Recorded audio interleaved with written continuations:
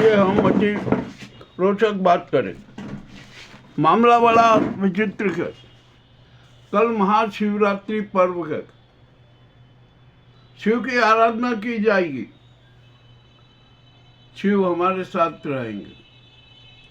बहुत अच्छा स्वरूप देखने को मिलेगा।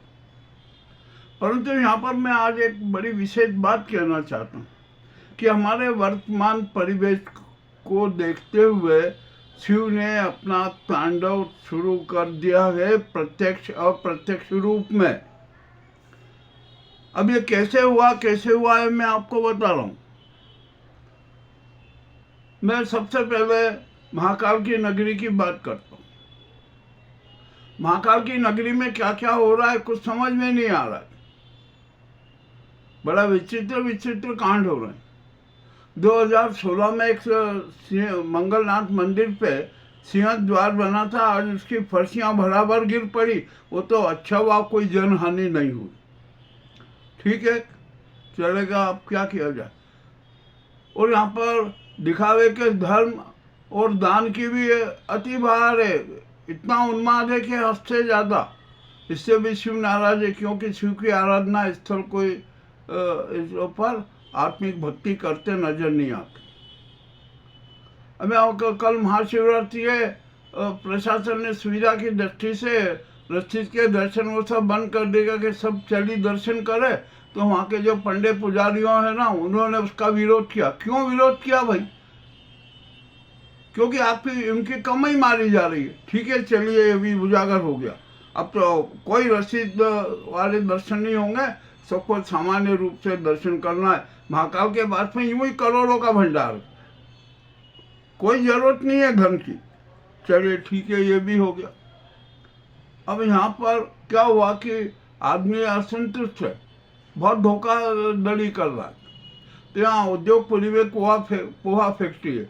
वहाँ कोई मैनेजर था शर्मा, जो उसने 2-3 साल में फैक्ट्री मालिक को 43 से 46 लाख का चूना लगा दिया। अब वो फैक्ट्री मालिक को पता लगा, तो अब वो उसने पुलिस में रिपोर्ट दर्ज कराई, क्या क्या होगा क्या क्या नहीं होगा। ये तो सब ठीक है। अब हम यहाँ पर बात करते हैं हमारे पूरे देश की, कि शिव आदिदेव शिव सारे षड्यंत्रों को उजागर करें। उन षड्यंत्री चेहरों के चेहरे से सारे नकाब हटा रहे। आइए सबसे पहले हम बात करते हैं अहमदाबाद प्लेन हादसे। वहाँ पर भी सिद्ध हो गया कि वो प्लेन क्रैश कराया गया था। जो मुख्य पायलट था ना, उसने इंजन का फ्यूल बंद किया था, ये भी सिद्ध हो गया। और इसका प्रमुख कारण ये था कि जो पूर्व मुख्यमंत्री रूपानी है ना, वो 27,000 करोड़ के घोटाले का मामला उजागर कर रहे थे। तो उन्होंने कहा कि मामला उजागर करे तो इनको ही निपटा दो, इनका ही उनकी जीवन लीला का मामला ही पूरा उजागर कर दो। वो भी कर दिया उन्होंने। अब दूसरा हुआ अजीत पवार का। अजीत पवार का भी प्लेन क्रैश करवा दिया गया। और कैसे करवाया, ये भी बड़ी विचित्र बात हुई।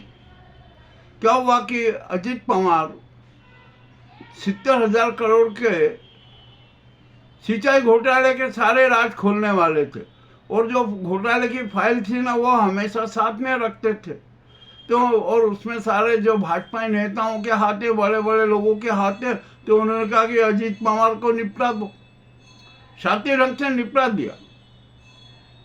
अजीत पवार को एक विशेष फोन करके मंत्रालय पे बुलाया कि एक फाइल पे हस्ताक्षर करना है, आप आ जाइए। वो फाइल लेके भी साथ में रखते थे। फाइल लेके गए मंत्रालय में, कुछ कागजात के उन्होंने उसके सचिव को बुलाया कि भैया वो जरा वो कागजात लिया, सब वो लिया। अब क्या हुआ, इसके बीच में मामला बड़ा रोचक हो गया। अजीत पवार कार से जाने वाले थे, कार का उनका प्रोग्राम कैंसिल करके प्लेन से भेजने का रखा। और वो प्लेन भी कहाँ का था, गुजरात का ही था। इन मौके पर पायलट बदला, ये बदला, सब कुछ हुआ। यानी कुल मिलाकर अजीत पवार की भी शातिर हत्या कर दी गई। अब तो उनके परिवार के सदस्य, उनके भतीजे सब कुछ कह रहे हैं। संजय राउत ने भी राज्यसभा में यह मामला उठा दिया। तो शिव किसी न किसी रूप में किसी के मुंह से वो शब्द खिलवा देते हैं, सारे राज खुलवा ही देते हैं जो अभी तक छिपाए हुए थे। अब पुन्नू की हत्या होगी, पुन्नू की हत्याकांड का कांड चला, अमेरिका में बड़ा स्पष्टीकरण हो गया। जो निखिल गुप्ता था ना, उसने अपने सारे अपराध स्वीकार लिए, सब कुछ बता दिया कि पुन्नू की हत्या के कैसे की, सुपारी किसने दी, किसके कहने पे दी। अब ये भी मामला उजागर हो गया। अब क्या किया जाए, हालात तो बड़े विचित्र हो गए ना। अब यहाँ पर और भी अनेक काम है। आइए मैं उज्जैन में, आज शिवरात्रि, कल शिवरात्रि पर्व है ना, तो शिवरात्रि पर्व पर मैं ये बात जरूर कहना चाहूँगा। उज्जैन में महाकाल मंदिर है, ठीक है, उसके विकास के लिए, सुविधा के लिए पहले 300-400 करोड़ की स्वीकृति हुई थी, बाद में वो 1300-1400 करोड़ में पहुंच गई और श्री महाकाल महालोक बना दिया गया। अब महाकाल महालोक बना गया तो जो मूर्तियां लगाई गई थी वो फाइबर से लगाई गई थी। एक हल्की वर्षा हुई, आंधी आई, उसमें वो मूर्तियां टूट गई थी सप्त ऋषियों की, है ना। घटिया निर्माण तो हुआ था, ये भी तय है। और जो उसका उद्घाटन हुआ था ना, तो मोदी की सभा थी, वो सभा 6 करोड़ की हुई। ठेकेदार गुजरात का पटेल था, मंदिर निर्माण का ठेका गुजरात के ठेकेदार का था। अब यहाँ पर फिर धीरे धीरे बाद में और नई मूर्तियाँ लगाने का चला, और अभी एक नई सूचना आ गई कि नहीं, यहाँ पर है ना 99 नई मूर्तियाँ लगेगी, उसमें 57 ब्रोंज की होगी और 42 पत्थर की होगी। अरे तो भैया अब आप लगा रहे हो, तो जब महालोक का जो प्रारूप बना था ना, उसी समय ये मूर्तियाँ लगना थी ब्रॉन्ज और पत्थर की। आपने चाहे जैसे लगा दिया, मामला अति रोचक है।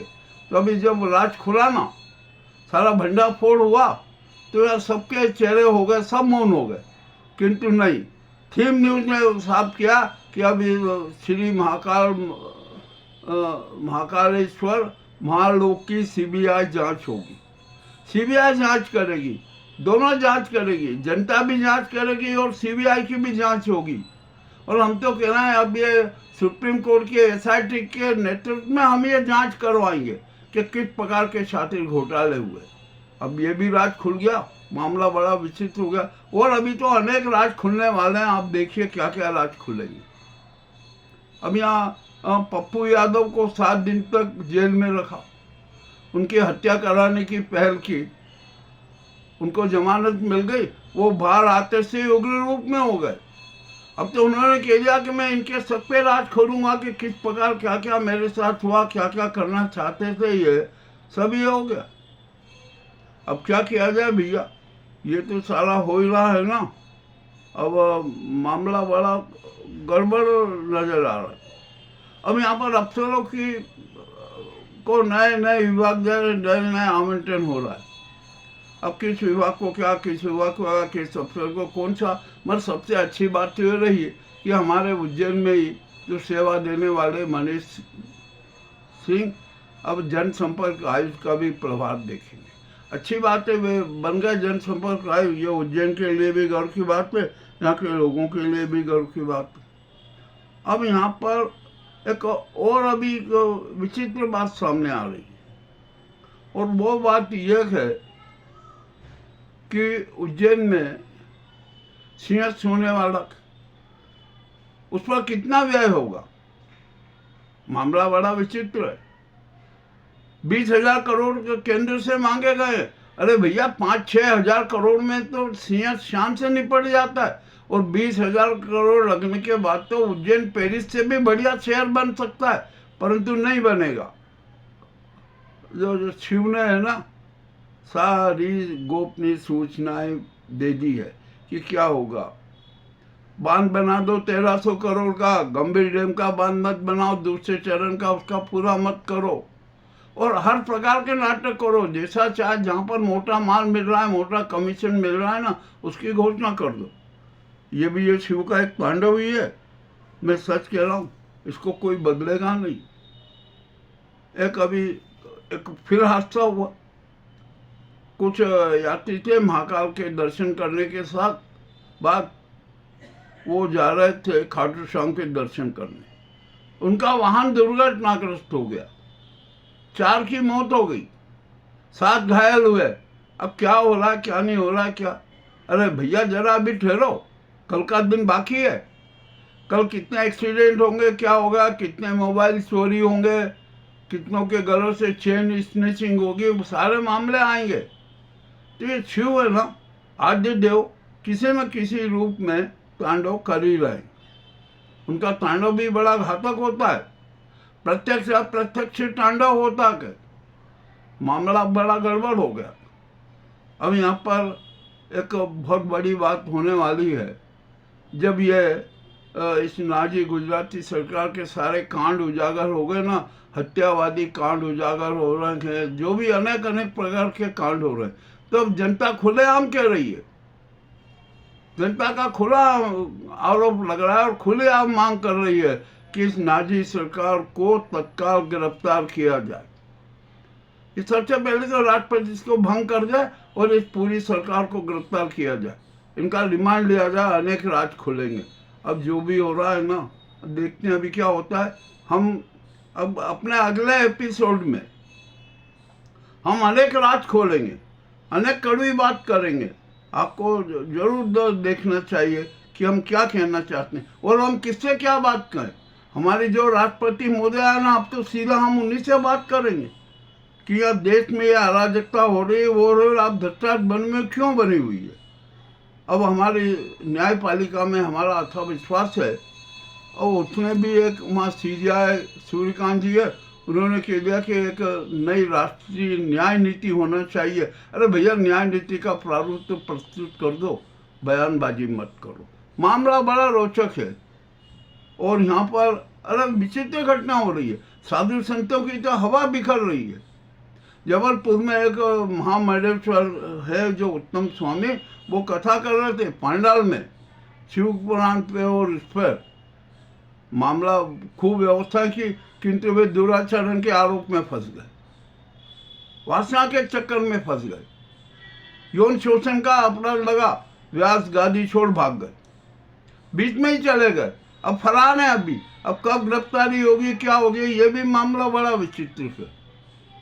ये तो हमारे साधु संतों की स्थिति है और उज्जैन में और पूरे देश में साधु संतों के कितने कितने नाटक हो रहे हैं, क्या क्या है, कितने जेल में हैं, कितनों के कुकर्म है, या अखाड़ों की क्या स्थिति है, यहाँ पर क्या क्या नाटक हो रहा है इस धर्म पालिका में, ये भी बड़ा विचित्र। और अब तो यह हालत है कि आराधना स्थलों पे संगी जो चिंटू है ना, ये भी अपना दस्तक दिए हुए, भगवान को भी बंधुआ मजदूर बना लिया, अपने हाथों की कठपुतली बना लिया, जी चाय चप चाय जैसा श्रृंगार करते हैं, जी चप चाय जैसा नचा देते हैं। ये भी मामला बड़ा विचित्र हो रहा। तो ये सारे जो वातावरण देख के है ना, शिव को भी गुस्सा आ गया। शिव ने कहा कि नहीं नहीं, अब मैं तांडव करूंगा और कल से शिव का तांडव शुरू होगा, इसमें भी कोई शंका नहीं। शुरू तो हो ही चुका है और अब बड़े चरम पर आएगा। देखिए कल के बाद क्या क्या स्थितियां बनती है। तो हमारे देश में क्या हो रहा है, सच्चे अध्यात्म की तो क्रूर हत्या हो गई है, दिखावे के धर्म में विश्वास चल रहा है। यहाँ पर किस प्रकार का उन्माद फैला हुआ है जिसकी कोई सीमा नहीं। आत्मदर्शन